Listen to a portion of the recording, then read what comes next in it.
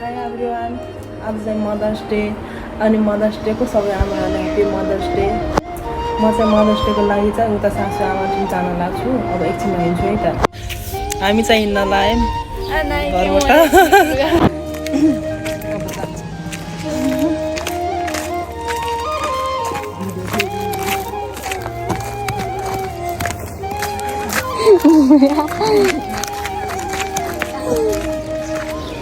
वहाँ चाहिँ सासू मम्मी साग केलाइराख्नुपर्छ।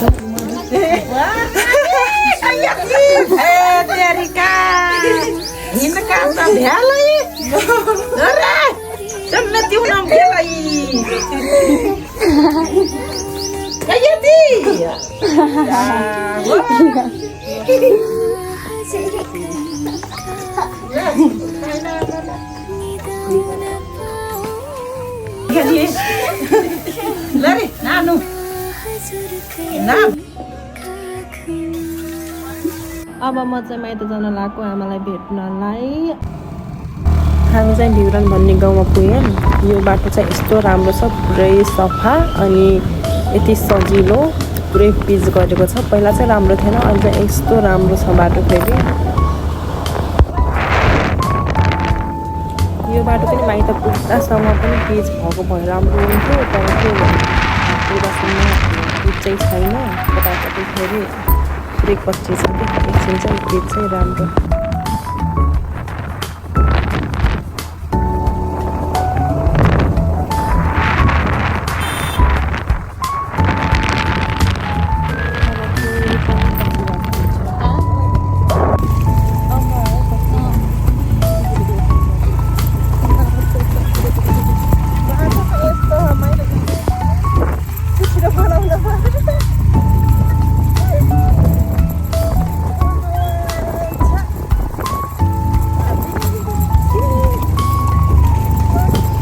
बाटो चाहिँ मन परेन, छिटो छिटो बनाइदिनु पऱ्यो माइत आउनु जानु।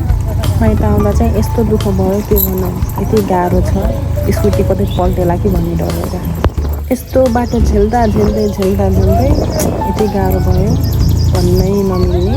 अब यस्तो गर्दा गर्दै अब माइती गाउँ पनि आयो।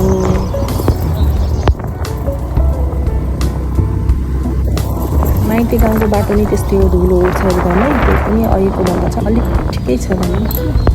ऊ चाहिँ माइती घर भयो, मम्मी चाहिँ बाहिर लौरो लिएर बस्नु भयो।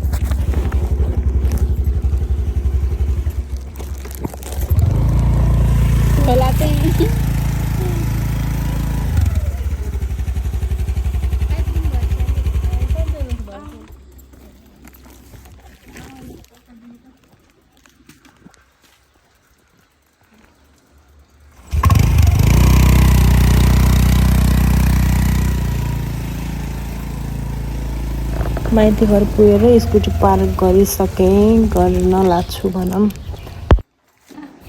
यो चाहिँ मम्मीको लागि केक। Happy mothers day.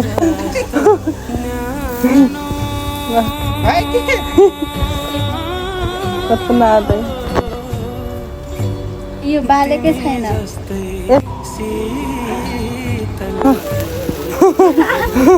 खोइ त ह्याप्पी मदर्स डे भनेको।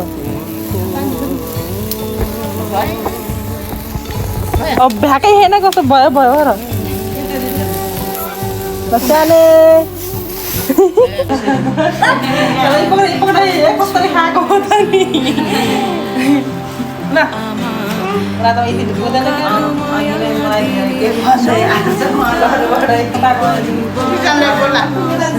घरबाटै मलाई धेरै के भन्दै आछ। मसँग गीता कति ल्याइरहेछु कि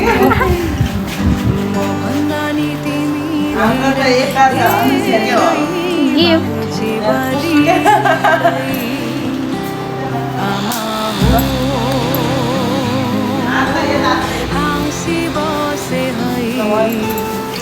अर्को पनि आयो कि कट्टु दुईटा। घरमा बस्दाखेरि यही लाउँछ, त्यही भएर